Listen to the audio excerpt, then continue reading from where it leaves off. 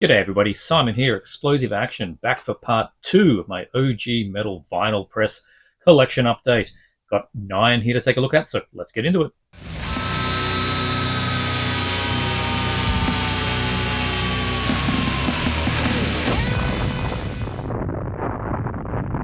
So firstly, if you're ducking in here at part 2, do check out part 1.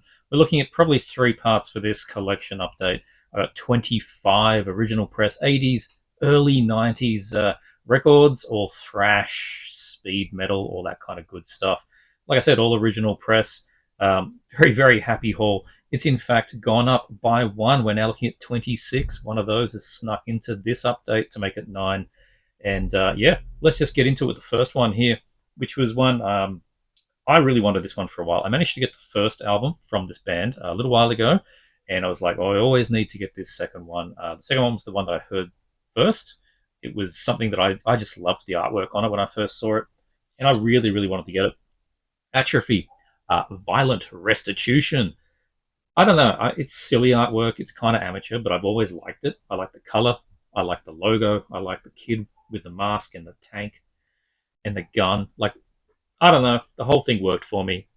Violent Restitution. So Arizona 5-piece, straight ahead, very angry US style thrash here.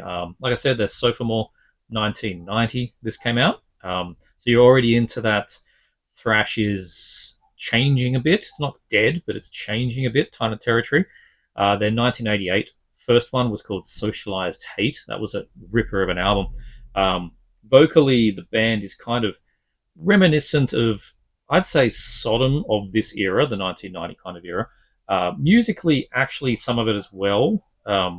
Not, it's kind of borderline. Like, it's not nothing I want you to go away going, oh, Atrophy or a Sodom clone. That's absolutely not it. But some of the songs on here, some of the style, the way they approach things, does remind me of sort of that Agent Orange onto Better Off Dead sound. Kind of get that with Atrophy. The first song on here, very silly, called Puppies and Friends. Stupid name, but a serious topic when you dig into the lyrics. It's all about animal testing. So, yeah, you think about the early 90s, that was a really big thing. That was one of the really big things, animal testing. And they had a go at it with the lyrics on that one, Puppies and Friends. Get you in there with the silly song title, but no, not at all party thrash at all with that song. And yeah, it's just a solid, chunky thrash album, I guess. Atrophy are definitely more in line with bands like Evil Dead, I'd say. A little bit of Forbidden, particularly on the second one here. A little bit of Forbidden, not quite as technical. They're a bit of a technical edge to them, but not quite. A little bit like Forbidden. But yeah, it's that 1990 period Sodom I keep thinking about, which is not, Metal Archives doesn't have any Sodom influence. But when I was listening to this, I really, really heard it. That kind of Better Off Dead era. Really was starting to hear it with this album. Tracks like Too Late to Change, which is the closer on side A, definitely more chuggy. Definitely into that 1990 thrash. Testament, we're getting into that sort of more chuggy and mid-tempo style at this point. Yeah, definitely getting it in this one. And this was it from the band for quite some time. There's the band there. There's the 5-piece. But they haven't been doing anything until now. Literally now. They have a brand new album out, 2024. Not heard it. Curious, but, as with all these things, these bands from the 80s and 90s, they take 20 years off and then come back. Sometimes it's good, never better. Can't say it's ever been better, but anyway, I'll give it a go at some point. Even though it's really just the vocalist from here, Brian Zimmerman. It's really Brian Zimmerman and the new Atrophies, because everyone else is new.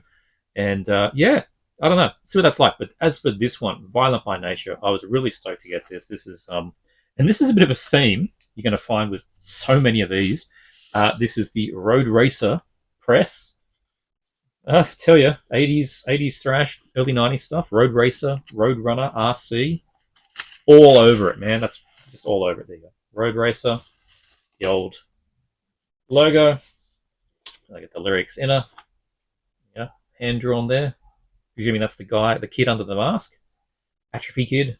Yeah, so good stuff. Really happy with this. just as good as the first one, I'd say. Maybe if the first one was a 9, maybe this is an 8.5. Let's do something like that. But otherwise, it's still really, really good stuff. Violent Restitution by Atrophy.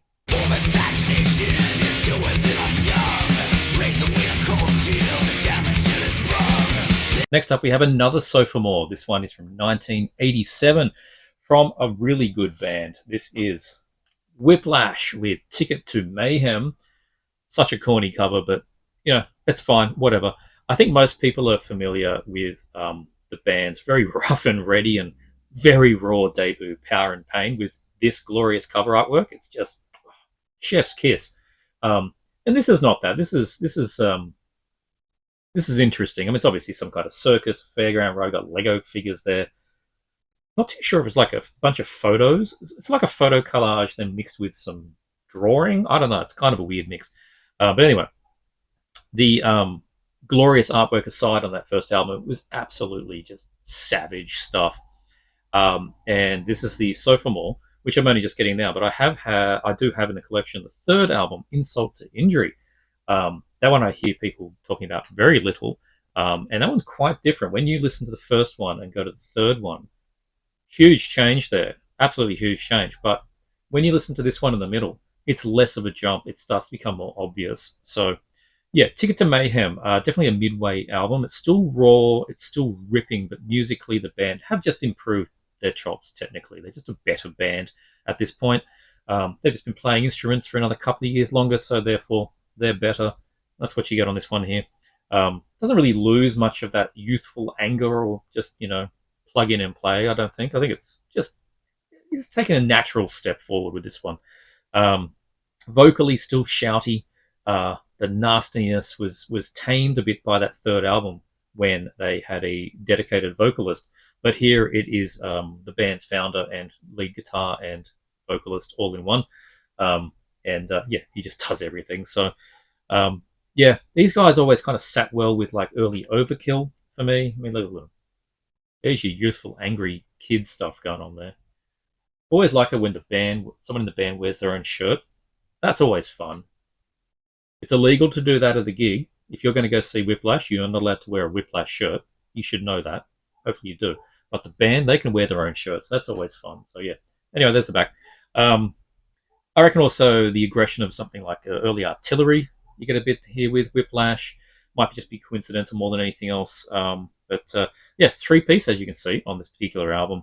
And as I said, Tony Portaro, not too sure which one he is on here, but he's the guitarist and the vocalist on here. Chief Everything guy, presumably the songwriter. Joe Cangelossi, one of them is Joe. He's the drummer.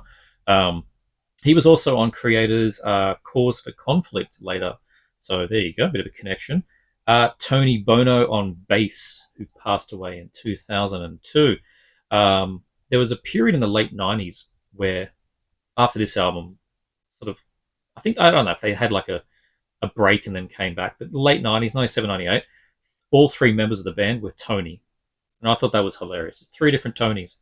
Not the case here, as you can tell. But yeah, I'm Ticket to Mayhem here. Definitely more variety than Power and Pain. It's got a power ballad, only the second track in, and it's a good one. Didn't make me cry. So it's not like ballad. It was just slowed down, had a bit of thought to it, still crunching and heavy. But the second song on your album, not usually where you put them, but, it was fine. I probably would have made it later, but anyway, it's fine. Power ballad is usually like the last track on side A, and that's usually done because of how vinyl works. Usually, that's how it used to be. Was that the closer you got to the inner grooves, the more sonic distortion you could potentially get, inner groove distortion. So they would have the songs that didn't have as much weight behind them, the lighter sounding songs, to try and limit the effects of that. Technical information there if you didn't already know. But anyway, back to this album. As I said, definitely more variety, has that power ballad, but that's followed by a ripping, like seriously ripping, fast double bass showcase. Fast double bass drums, great stuff. Drowning in Torment is that track. Swaps between groove and blazing speed. It's a really good one. The side closer, the Burning of Atlanta, That's a quality track. Really speed metal in that sound, I'd say. Um, reminding me a bit of Razor, or more likely the first Whiplash album. It's kind of like a bit of a hangover from the first album in a way. But the mix of tracks on the first side here really are a perfect example of how this is a segue, how this is the one in the middle, and that the next album, they were really going to go down a bit more of a refined thrash style. And I like that album, the Insult to Injury. But this is a great one on its own. It's not just the middle child, it's perfectly good album.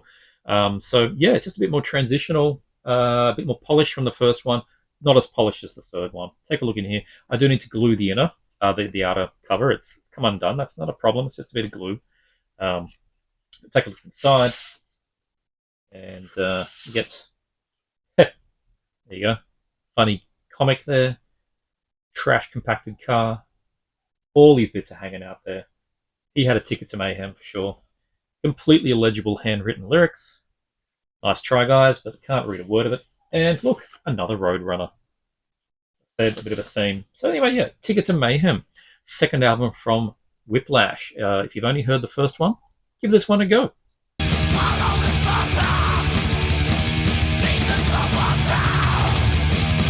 Next up's another I've really wanted for quite some time, and another one that I saw the cover artwork sometime and went, man, that looks interesting. Gave it a listen and went, yeah, that's going on the list, but that might be a bit difficult to find.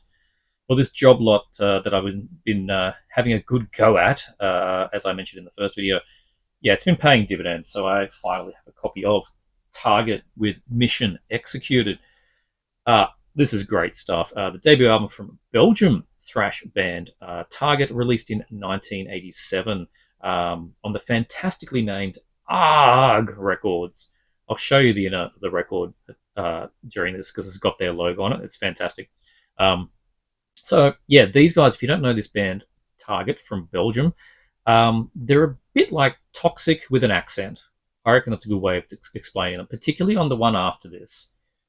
But with this particular album, there is there's a bit more of a early death row kind of German vibe going on here.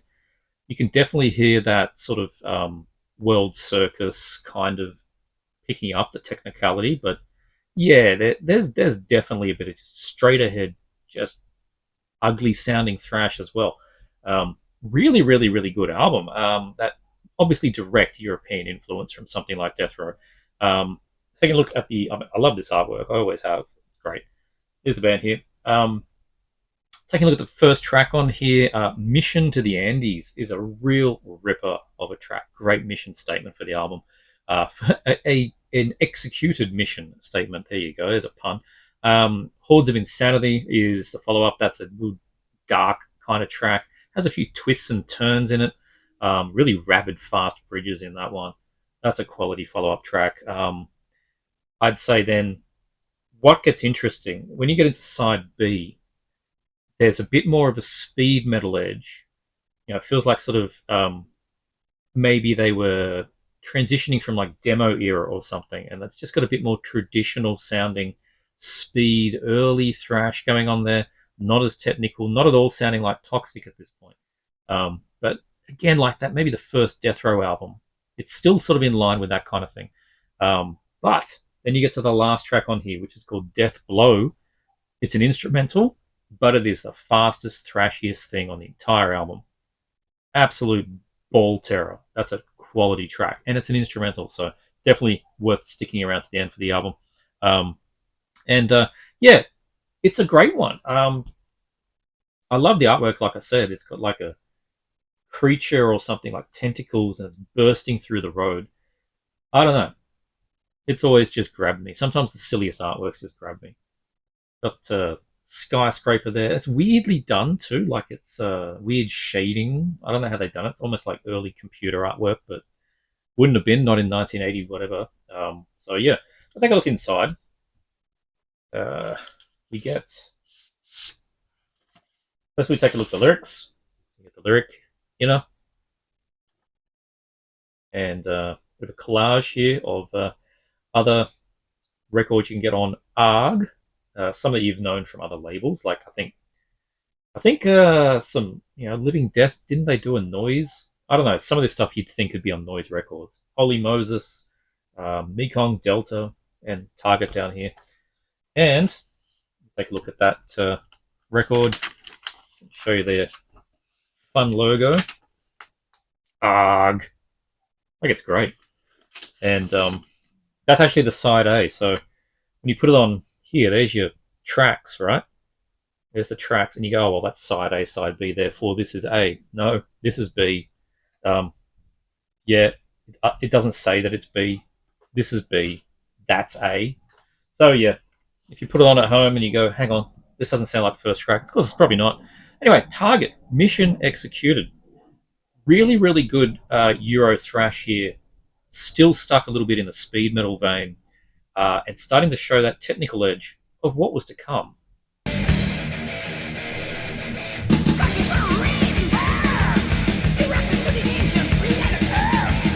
And what was to come was 1988's sophomore album, Master Project Genesis.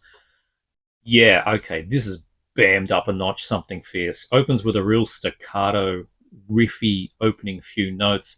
But that first song, The Coming of Chaos, the technical playing is just, you'd think this was a different band almost. It's not completely different, but it's definitely evident that these guys said, all right, let's really think about how we put this together for the second album. And now that Toxic sound really is kind of parallel. You really do hear the Think This kind of sound. Coroner, I'm hearing as well. Mekong Delta, we just mentioned. Obviously, that's why they're on ARG Records. Yeah, there's a lot more chops going on here. There's a new vocalist, which really helps too. His name is Yves Latani. It's spelled Y-V-E-S. So I'm going to go with Yves. Yves Latani has far more range and clean singing ability than on the singer on the first album. Johann's bass gets way more time to shine. So when you start getting these technical bands, the bassist starts going, hang on, I want to be listened to. I don't want to just play along with the guitar. Give me a chance. And boy, does he get the chance on this thing. The opening to the second track on here is just all bass noodling, and it's completely out of step with the guitar. So, yeah, gives him a go. Really good. I mentioned on the last album that I was after it for a while, and I was, because it was just great thrash, but I never really looked into anything else by the band. I didn't even check to see if they had another album. I just went, oh, I need that Target album. And I added it to my wish list, but I just didn't look at what else they had. Kind of, I don't know, just didn't happen. So when this was available to me from the same seller, he had one Target, and he had a second Target. I'm like, give that a listen, and I went, wow, that's a band that's just practiced a lot more since their first album. And yeah, the Target Mission Executed was the album that I wanted. Master Project Genesis was the album I didn't know that I needed, because this is awesome. This really is. And this is ideally what you want with a band, right? You want your sophomore to be better than your first. We don't often, as listeners, find that's the case. We're always like, first album's the best. But, as musicians, presumably your next album, you want it to be better than your first, and so on and so on. Well, they definitely did it here. It's just so much. It's just a superior album. They even look a little bit more serious. I mean, look at old mate here. He's been listening to the Kraftwerk. You can tell he has been. They have glasses. Not very metal. These guys look very metal, though. Him, not so much. But yeah, this is way more complex, like I was saying, but it still does keep that thrash root. You're not getting away from it here. Very complex riffs. The main lead in Digital Regency, third track. That's just fantastic. The main riff is very South of Heaveny, which is surprising, I thought, in the sort of the verse structure. But and the vocals when the vocals are on, they kind of stick close to the verse. So if you listen to just the verses, sometimes you go, man, that sounds like Slayer. But when you listen to the rest of it, the bridges and the chorus and all of just the instrumental bits in a song, that's when you start getting into your Toxic and your Coroner, and it's just getting way more creative and technical. The Absolution by Termination, side A closer, adds in a lot of like sort of sci-fi soundscapes. I don't want to say samples, but it's got like a whole ambient thing. I think they're trying to go for that cover. And it really kind of works. does sound like that kind of thing. So yeah, that's really good. And the whole thing is just adventurous in its musical aspirations and abilities here. So yeah, Master Project Genesis. Not the target I was intending, but man, it's the one I needed. So good. 1988, this one, and again on ARG Records, but they didn't do the funny logo this time. They properly just went with side A, side B, so you know where to start at least. Must have learnt somewhere. Probably I wasn't the first one to complain in 1987. There's the logo on that side, some credits, and the lyrics. So yeah, great little package here. ARG Records Master Project Genesis from Target. 1988, 8 tracks, 37 minutes, perfect length. Pretty perfect technical thrash album.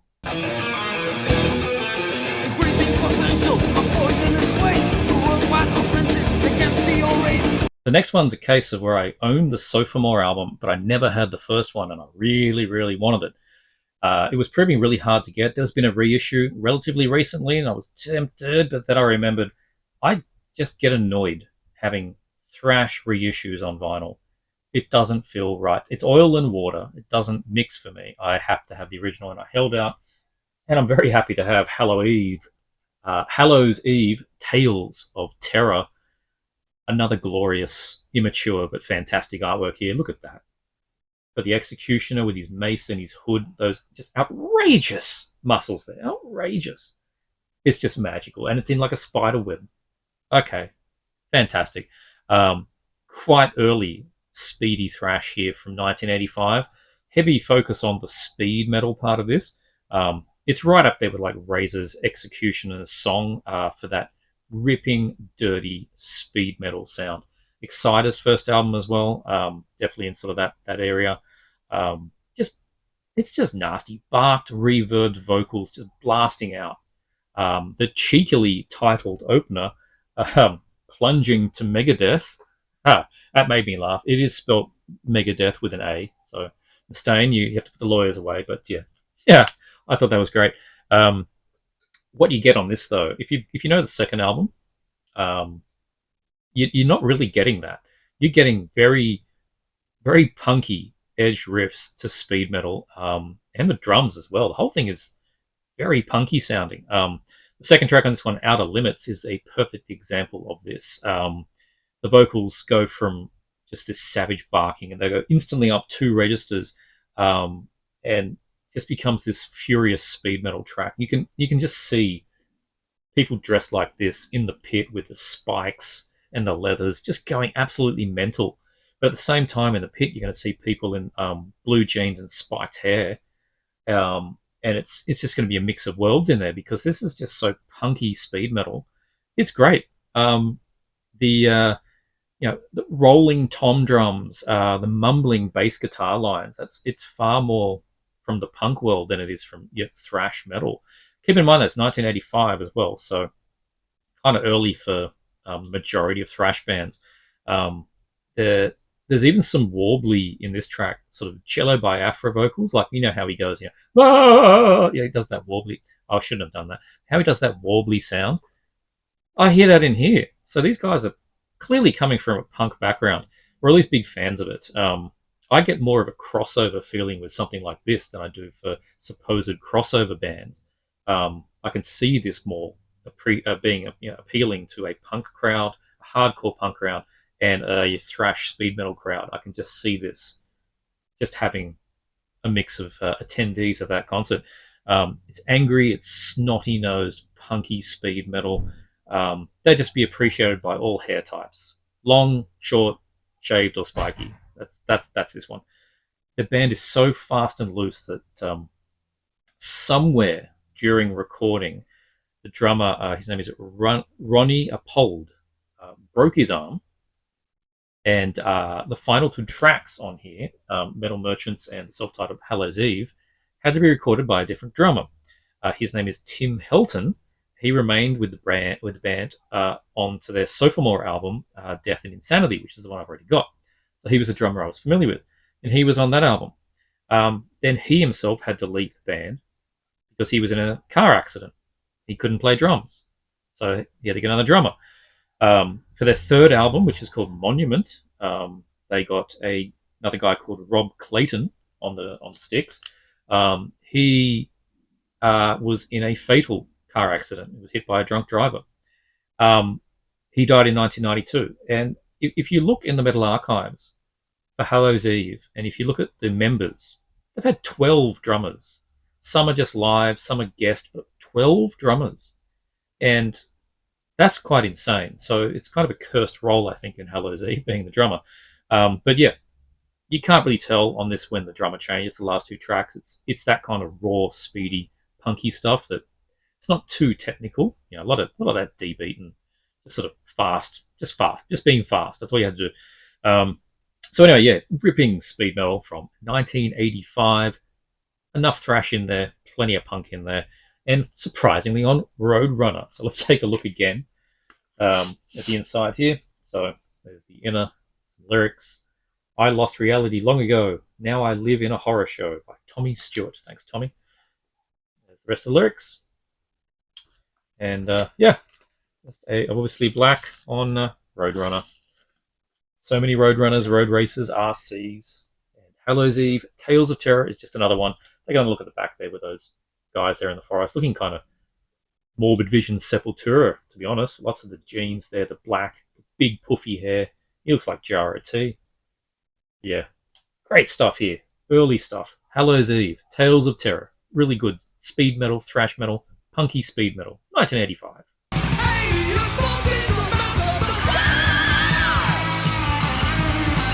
So I mentioned just before about having reissues of thrash albums or metal albums from the 80s and it just not feeling right. This was absolutely one of those cases where I owned a reissue and I sold it. And I sold it and replaced it with nothing. I can't. I just can't. My brain says no. But I finally got original of this. Well, it's close enough to the original that you're going to get. I'll get into that. Absolutely. This is a 100% album. This is Caught in the Act by Satan. Near perfect album. And Metal Archives agrees with me. Seminal classic debut from the new wave of British heavy metal band, if you don't know them, Satan, from 1983. One of the oldest titles in my collection in terms of years. I've talked about it before. Like I'm not a Iron Maiden or particularly Judas Priest fan. I don't have lots of 70s things in my collection. My earliest stuff really starts from 81. And yeah, so 83 is quite early for me in the metal collection. There's a couple of things earlier, but really not that many. But you know, what can you say about this album? As I said, it's a 100%er. There's no flaws. It is a perfect new wave of British heavy metal album, and it's got the balls behind it. A lot of those sort of 81, 82 new wave of British heavy metal albums, and this is where your Alan Let's Talk Metal could get it. You know, talk a lot more about this than me. A lot of them didn't have that oomph behind it, which is again why I don't have, you know, particularly 70s or 1980 on the dot kind of albums, because the grit, that heaviness just wasn't there for me most of the time. These guys, though, I said it's perfect. Basically the poster child of how good new wave of British heavy metal can be for many people, not just me. Like I said, 97% rating on the Metal Archives from 12 reviews, and the lowest one is 87%. That guy needs a slap, because it should have started with a 9 at the very least. Take a look at the back. I mean, look, they even look 70s. I mean, these guys were kicking around demo era from I think 79. So it's, you know, this looks like a Rainbow album or something. But yeah, the first track on here is an intro called Into the Fire. It's just pure evil, like absolutely fantastic ambience with that. Goes then into a speedy metal track called Trial by Fire, which is still it just is an instant classic. Like I have never seen this band live. I don't know if I ever will. If they come to Australia, I'll be there. I imagine that's still in the set list. Surely Trial by Fire would be something they would still play, because it's just so amazing.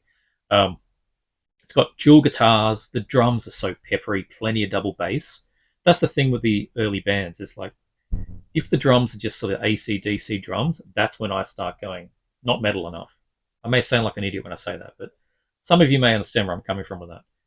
I need that peppery, it just needs to be heavier. I need the speed. I need oomph. I need little triplets. I need creativity, not just dun, dun, dun, dun. I can't.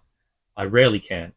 And they don't do it here, thankfully. 1983, it's just so good. Um, Everything you want. Soaring vocals on this. His vocals are fantastic. Absolute classic of the genre. Brian Ross, there he is there. Um, just so good. That's followed by Blades of Steel, heavy as balls song. That one, just a riff fest with a great solo. Some King Diamond esque kind of approaches there with the high end of the vocals. Some sort of screams, really good. Third track, No Turning Back. That has more of a traditional metal structure. The guitars stop playing when the vocals come in. That's the thing that usually worried me with a lot of these things, is that when they dumb it down, and this is when it becomes the rock chorus, right? And it has they do the riff, and then it gets into the verse, and the guitar stops, and it's just the bass guitar, the drums doing a simple beat, and the vocals. That's usually the right. I'm done. But Satan, it's not like that. They do it for a little bit, then the guitars come in, then it becomes a full song again, and then they repeat that. I don't know if I sound like an idiot with the way I'm talking about some of this early stuff, because it's not my forte, but I just like the way that bands like this approach it. They did it right for me. This album's so good. No hard rock tropes, I guess is what I'm saying. It's metal. It's not hard rock trying to be metal. It's just pure metal. So good. There's a bridge riff that I heard in this. This is 1983. Kill 'Em All is 1983. Metallica was inspired by the new wave bands. I don't know where this would have fallen in terms of timelines, or maybe the demos for this or whatever. But there's a piece in here that I'm listening to, and I went, that sounds like Seek and Destroy. That little bridge in Seek and Destroy. I heard it here. Guarantee these guys didn't copy Metallica. But I don't know if the timelines line up or if it's just coincidental, but I heard that here. The Broken Treaties, next track on this one. Fantastic opening riff on that. Double bass drums all the way through it. Then fast forward to the end here, which has been covered up by this import from Hanover Boots Plattenladen. What is that? Dutch record store? I don't know. There's Hanover. Anyway, I don't know. Somewhere in Europe. The track on here, though, the last one, Alone in the Dock. That's 6.5 minutes. Epic metal track. Dark crooning, singing over just a sort of a real basic chugging riff, but then it swings from solo to solo. It's just a shredder. So good. Very dynamic drum fills in this one. This track really has it all. Really good closer for the whole album. The whole thing's great. There's no slouch. There's no terrible tracks on here. Yeah, I love it. I'm so thrilled to have an original. When I say original, so this, you'll be surprised to know, is Roadrunner from '83. But the absolute original came out on Neat Records, same year. So Neat Records, small UK company. There's a bit of a collage there. And I imagine it was doing so well that Roadrunner wanted to pick it up for a bit of a wider Euro release. Then in '84, Metal Blade picked it up for the US. So you guys, your song title, someone's put their coffee cup down here. But at this point, it's probably vintage. I mean, that could be a bloody 40-year-old coffee stain. I have no idea. Great collage. Dynamo Festival. Early Dynamo Festival, 1983. So good. Anyway, yeah. Love this album. The band is still going. The band is still good. That's what's surprising. And the band back here was an interesting time too. They started as Blind Fury, then they became Satan. They had a short period as Pariah, and they broke up. Then they came back as Satan, and it's just been gold ever since. They're on Metal Blade now, and they sound like they did. It's just better production. That's it. Otherwise, it's just the same band. Great stuff. Caught in the Act, absolute classic, 1983, new wave of British heavy metal.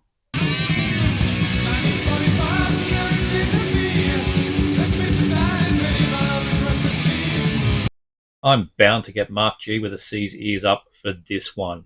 Guarantee it. The Killer. Really killer. Sophomore release from Lancashire, England's Xentrix. Great album. For Whose Advantage? Wanted this on vinyl for the longest time. The UK's answer to Testament and blatantly obvious Justice era Metallica. It's blatantly obvious. Healthy dose of Megadeth as well. This is 1990, I think. So just a little bit of that. We're not quite at Rust in Peace. That hasn't come out yet, but we're in that territory. Just this is a great album, tight and punchy thrash with the technical chops behind it to do it convincingly. Vocalist Chris Astley is definitely hitting the James Hetfield notes. Not trying to hide it, I don't think. These guys I read were essentially they started as a different name as a metal covers band, where I think they were doing a lot of Metallica covers. So it's obviously stuck with them. Musically, the Metallica sound is also obvious. It's not just the vocals. The track itself, for Whose Advantage, the title track, it could have fit on for Justice for All. It really could have. The chugging riffs in it are very Hetfield sounding. The leads, though, the leads are better than Kirk Hammett, I would say, on this album. Lead guitars, more flow to them. Just I don't know, it just works better for me. And I always thought that the dude here on the front looked like a short-haired version of Jason Newsted. Just look at it. See, now you can't unsee it. Go look at a video now, or a photo now, of what Jason Newsted looks like sort of nowish. Even with the glasses. See, it's done it. That's what you're going to see now. Jason in a suit. And the drums, though. So, Justice for All was probably Lars's most, I don't know, technical approach to Metallica sound. This destroys it, unsurprisingly. Way more fills. Lars was pretty crap with doing. He still is pretty crap with doing fills. He's just still pretty crap. We're going to get into that, but he didn't do fills very much. Here, good fills. Interludes into some acoustic guitar, melodic passages where it starts getting to that sort of more technical Megadeth sound, the more Mustaine influence, I think. But mostly very mid-paced thrash. There's the back of old Newsted. Not Newsted. Let's call him not Newsted. Yeah, so that mid-paced sort of chuggy thrash, plenty of room to breathe in the riffs. Like, you're not going to be overwhelmed. This isn't like that Hallows Eve. You're not going to get overwhelmed with just constant fury. It's really razor sharp, great production, very clean production, 1990, and just not rabid thrash. This is not a fast and loose Germanic band or anything like that. Not a blistering attack. It is a well-rounded attack of just somewhat technical, potent, not quite clinical, but professional thrash. Like where Testament were going in their third and fourth album, where Sacred Reich were already at the time. That's where you're going. It gets the speed, but it's in bursts. Like they do bursts of speed, and then it sort of goes back to the mid pace. That's Xentrix for you, which was the style at the time for most of the bands. I already had the debut Shattered Existence on vinyl. I got that one, I think it was last year, maybe the year before. I showed that on here. And for Whose Advantage, I had the original CD for nearly 20 years. So I'm very familiar with the album. Okay, having reissues on vinyl is my number one annoyance. But my number two is having one album on CD and one on vinyl.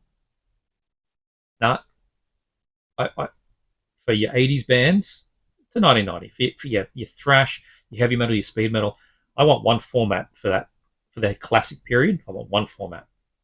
And I generally want that format to be vinyl. So, I don't know, we all have our things. That's my thing at the moment.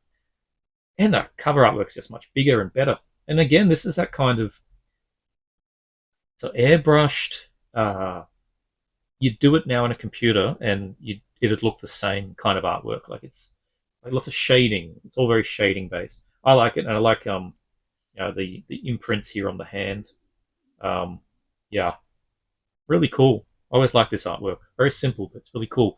Yeah, it would surprise you again to know this is another Euro Roadrunner press, or Road Racer, I should say. Road Racer press. There's the lyrics. There's the band. Really good stuff. I mean, look at Chris here. He's even like Is that like an ESP? I don't see ESP on the back, but yeah, even looks like bloody James's guitar. Whatever. They know what they're doing. They do it well. Mark likes them. I like them. Xentrix. For whose advantage? Corporate decisions made each day, affecting everyone. Here's a Brussels-based brutal thrasher, one that's been on my wish list for quite a bit of time, and I've never seen a copy of the CD or LP show up locally. So when I saw it, it happened. Cyclone, brutal destruction, so good. I think a lot of you are going to know this one. 1986. They were demoing since '83. This is their first full length. It is what it says, brutal destruction. This is some heavy shit. Opens with a short riffy instrumental and then goes straight into the first track called Long to Hell. It's loose, it's rabid, musically and vocally. It's kind of like Exodus, Bonded by Blood, the year before. There's even a whole bunch of Rain in Blood, Slayer, which is around about the same time. I think it came out like the same month almost. Same year, definitely. Um, Lots of just wailing guitars, dive bombs, savage riff attacks, Tom Araya screams, that kind of stuff to end a phrase. Um, just sort of does the four lines and then the last word on the sentence is just that. Rah! So good. I love it when bands do that. They were doing it back in this time for sure. Um, to start the next track, Fall Under His Command is the band looking like bloody Motorhead going on there with all those moustaches. Look at this. They've all got the filthy mows. He doesn't have the filthy mo, but he's got more hair. It's all good. Filthy mows. Fall Under His Command. Um, that one sounds like the vocalist. Where is he? Guido. One of them's Guido. I don't know. You tell me which one's Guido. I'm not going to guess. They could all be Guido. Guido Gevels is giving birth in that intro to that song. He's just doing that wail, that scream, that Araya scream, but he does it to start it, and he does it multiple times. It's amazing. He's giving birth to thrash. The riffs opening that one would instantly cause a circle pit. Fall Under His Command is a ripping track. 4 minutes 47 seconds. Quite a lengthy one too. That's a quality track. Super fast, just headbanging Euro style thrash metal here. But it sounds more on that nasty American side than Teutonic German. Like I don't really get a creator edge. I don't really get that destruction, that kind of thing. I don't feel that here. Like I was saying, I get that Slayer and that Exodus early first album, Exodus, and the Rain and Blood Slayer, just pure angry, nasty thrash. It's a bit unhinged. Get that here with Cyclone. I like that this logo is kind of crappy. It looks like I don't know, side of a jukebox or something. There's your logo. That's what you want. That's your logo. So yeah, it kind of sounds like it's falling off the rails, but in the best possible way. That's the best way to put this. It is a brutal destruction of an album. They followed this up in 1990 by a second album, Inferior to None. 4 years has changed, and it's fair to say not many people I think heard that one. So reading on the archives and on Discogs about it, came out on a tiny label called Justice Records. And I think they had money problems, allegedly, and only 450 copies of the vinyl made it out with an actual cover. 1,000 made, apparently, but most of them didn't have a cover. So God knows what happened to the rest. Put in the jukebox, I have no idea. And that just means that, of course, that limited amount, Discog's starting price of $250 for that thing. Going to be a tough one to get if you want to get it. The CD, same label, not that much better. That's $100 CD at least to get that one. Don't know what the limitation was. It did have a reissue, I think, in like 2010 by a Mexican label. Same price range, if not more. So yeah, tough to get that album at all. But here, Brutal Destruction. You can get this one if you look around for it. But if you're waiting for it to show up in Australia, which, as I was, first time I've seen it. So yeah, kind of got lucky with this one. Very, very happy to have it. Original on, would you believe it? Road Racer. Ah, man, it's just a thing, right? Beautiful condition. Just a thing. Gotta laugh. No inner. Don't know if there was one, but I don't have an inner. So anyway, not much else to show. But great artwork. Always like that one. Just a skull in the wall. Yeah, brutal destruction, brutal moustaches. Great album, great band, Cyclone from 1986.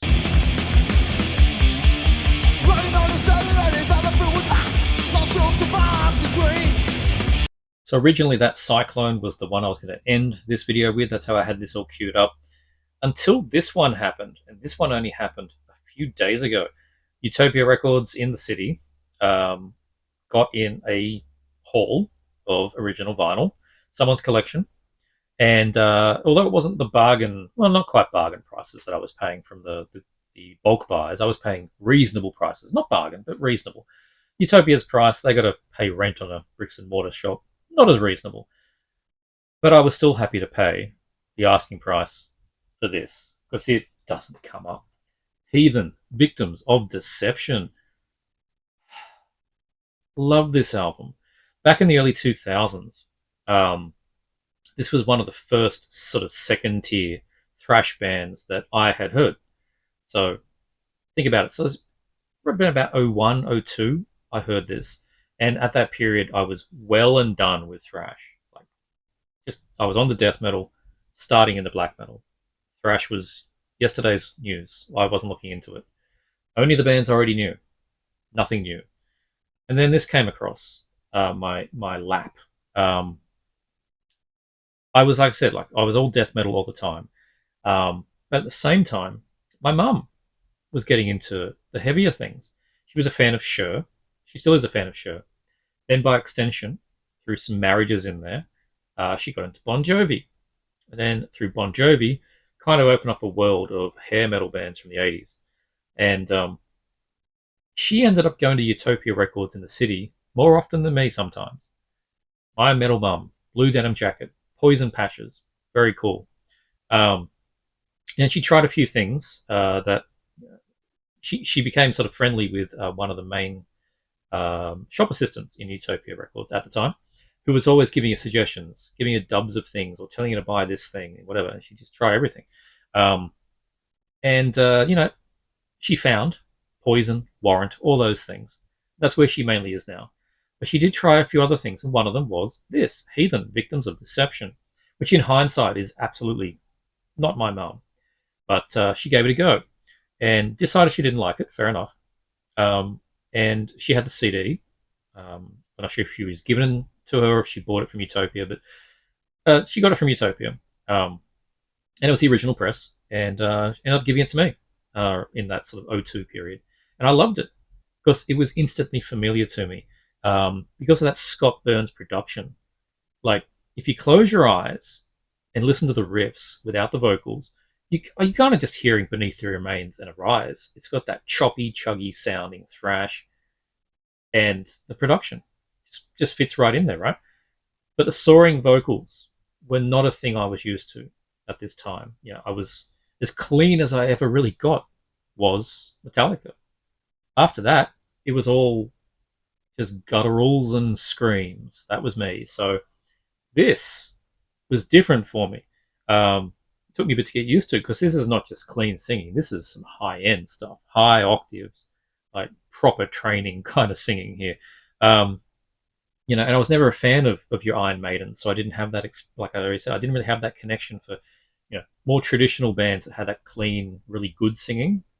No Bruce Dickinson in my life, so didn't have that experience. Definitely not Merciful Fate. And then this thing came across my lap. David White Godfrey's vocals on this thing. Just, yeah, you got to hear him. He's up there in those higher registers pretty much all the time. He doesn't get low. And yeah, different for me at the time for sure. But either way, the riffs on this thing, this is a thrashter piece. It's just a nasty chug fest. As I said, if you take away the vocals and that you have that Scott Burns production, it's just chuggy thrash. Chuggy thrash, but the technical prowess behind it as well. That's what you really get on here. It is way more technical than Sepultura and bands like that. Look at it though. Looking the part for 1990. And relatively recently, I picked up their first album, Breaking the Silence, on vinyl, probably in the last year or two, maybe 2 years. Show that on here. It's a great album, but I really do prefer this. And that could be the almost nostalgic connection I have with it. But really, I think it's just that chunky sound to it. And this, man, okay, the first song on here, Hypnotize, is classic stuff. Um, it starts with this recorded speech that I've always been curious about where it comes from. I can't find any link on that. If you happen to know where the speech on the start of this album comes from, I'd love to know who it was and what the reason for it was. It sounds like it's a it's a speech from a man that's clearly an atheist, Heathen, speaking at like a rally, and he's just stating his position on like how evil the churches are and why he is above it and why you should be above it. That's sort of the point of the speech. Um, he's just bestowing the positives of atheism. There you go. And it then jumps into this mad riff that I'm humming it in my head, and it has all these little shreddy solo parts in it. But it is a speedy number all the way through. The vocals are fantastic. The lyrics are just spot on with that speech. Again, the band's name is Heathen, and it's a theme all the way through here. Victims of deception. You know, this may be cyber future thing here, but I think they're pretty much saying that there's your worship church, and I think that's kind of what's going on here. Um, but the second track then, Opiate of the Masses, another great name. Similar themes of rebellion, but it's a bit more targeted, sort of at your 1%, right? The men behind the machines, that kind of thing. Has a great neoclassical sounding lead in the middle. The bridges, a very wild solo, nearly 10 minutes long. Following that, there's a nearly 10-minute song called Heathen's Song, that threatens to be a power ballad, but it jettisons this after the opening verse. Becomes a mid-paced headbanger with a bunch of sort of fade to black kind of softer sections, but it is still, yeah, it's a headbanger. Flip over again, look at the back. Last song in here on side A, I didn't realize this at the time. Kill the King. It's a Rainbow cover. Like I said earlier in this, like the 70s bands I know nothing about. I now do a little bit to recognize its cover.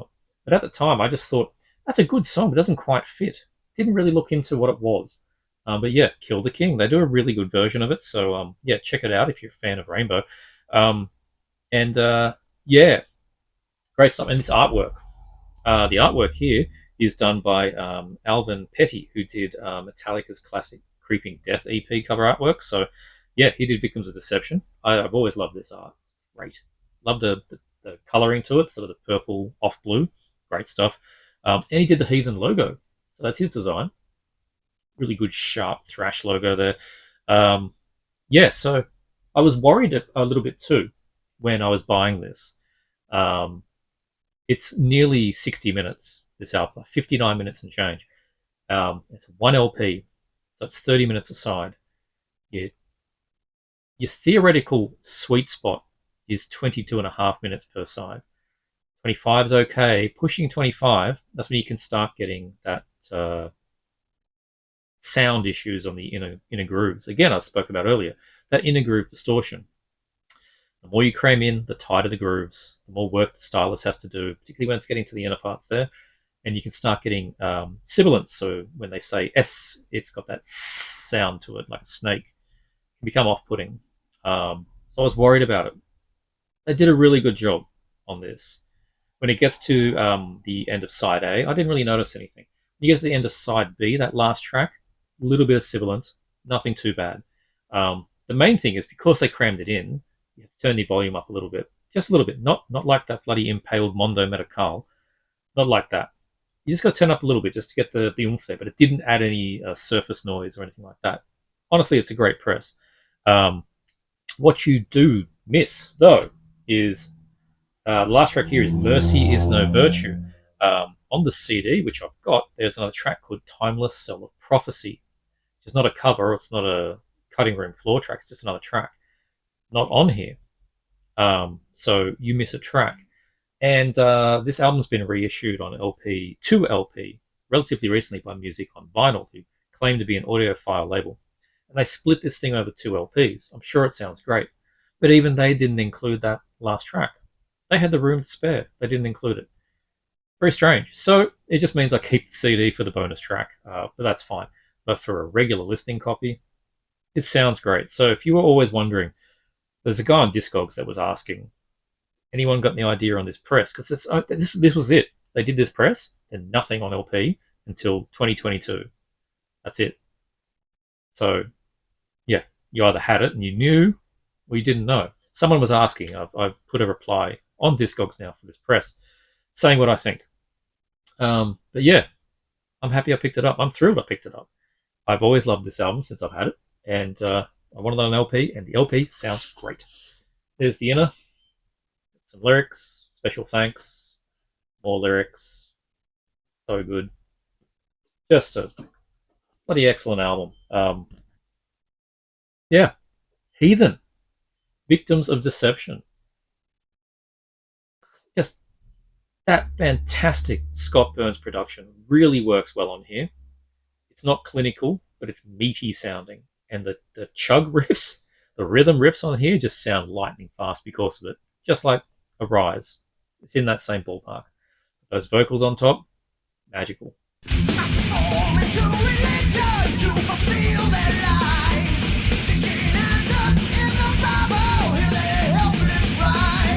So they're the albums I'm going to show today in this second part of my OG 80s and 1990 thrash speed heavy metal collection update. So happy with these ones, these purchases. Like I said, I got kind of lucky buying mostly from the one seller, but then tripping over that Heathen at Utopia, that was the icing on the cake. I really, really needed that one. Very happy to have it. Hope you enjoyed this video. There will be a part 3, and I think it should just be 3 parts based on what I've got left, unless I end up with another bloody collection, but should be 3 parts. So look out for that one in the coming week or so. As for now, make sure you like, subscribe, check out this thing, check out this thing. I'll see you next time.